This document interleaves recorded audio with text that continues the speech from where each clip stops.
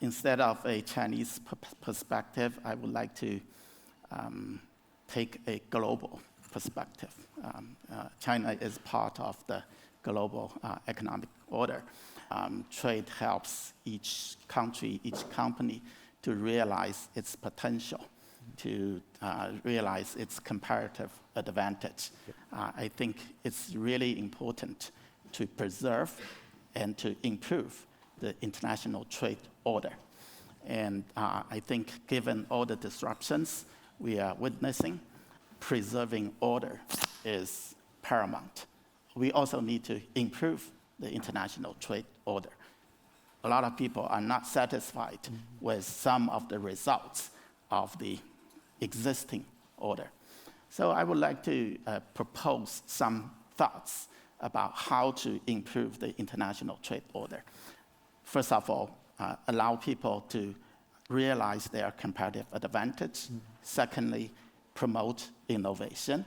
Thirdly, fair and secure and inclusive. So I would like to propose 3 points. First point is about subsidy. This is on the mind of a lot of people, especially when we talk about international trade. As an economist, I was trained that all subsidies were bad. But later I realized that in some cases, for innovation to happen, at the initial stage of innovation, subsidy is necessary. Without subsidy, there will be, in many cases, there will be no innovation. Of course, the most important form of subsidy is the subsidy of education. Almost every country invests in education. We do not say all the education expenses should be borne by the families. Government do subsidize education, so that's obvious. But even in some individual innovation cases, let me raise the example of EVs. At the beginning of EVs, consumers don't know how EVs operate. They fear whether it's safe or not to drive an EV. And there are not enough charging stations. So at the initial stage, you need a kickstart.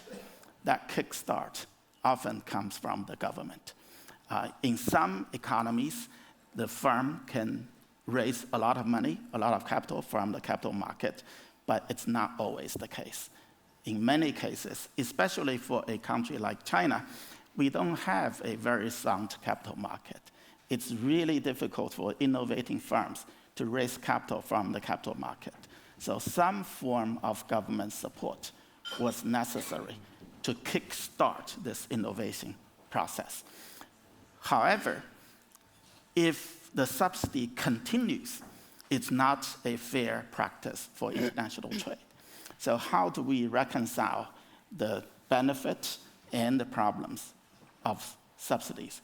So one proposal is that we do more study about when the governments should subsidize innovation, and after innovation reaches a certain mature stage, it can stand on its own, it's commercially viable, then subsidies should be eliminated. But it doesn't always happen that way. If all countries get together, maybe all countries get together is not easy. If some countries get together, such as Switzerland, which is trusted, then propose a set of rules dealing with subsidies.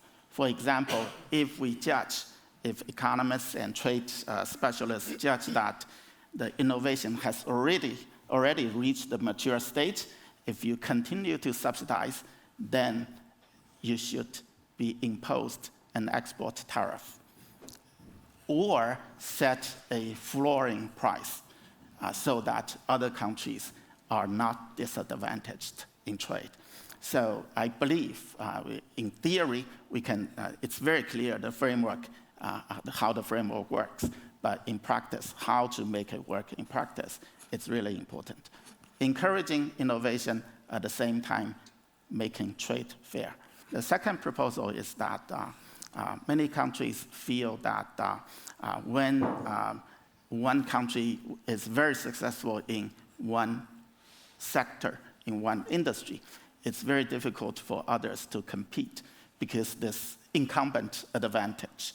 So in order to give the followers some chance to be able to compete in the future, we need to set some rules to protect infant industries in some countries.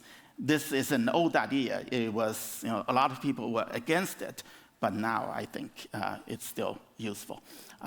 Let's say EVs. I'm from China. A lot of people would say, China has a lot of advantage in exporting, in producing EVs. I can understand other countries feel uneasy about it. So is it possible for us to come up with some rules? Suppose I have potential, my country has potential to produce EVs, but at this moment, I'm disadvantaged because I'm a late starter. Can the system give me some protection for a while? Say, I preserve some market share of EVs for my own producers, and the rest, the remaining share is produced by free trade. So that way, it's more secure for some economies when innovation sometimes depends on luck. When I'm not lucky last time, I want to preserve the opportunity to